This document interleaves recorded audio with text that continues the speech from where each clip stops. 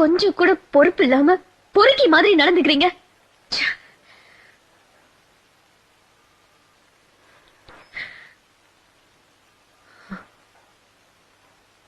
ஏங்க, அவர் ஏதோ பாசத்துல கேட்டாரு. வயசுல பெரியவர், கொஞ்சம் பொறுமையா எடுத்து சொல்லலாம்ல.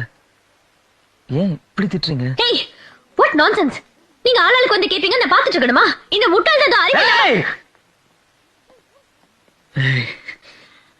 இன்னொரு வார்த்தை அவரை பத்தி ஏதாவது பேசுன. என்னடி? நானும் பாத்துக்கிட்டே இருக்கேன், வாய்க்கு வந்ததெல்லாம் பேசுற.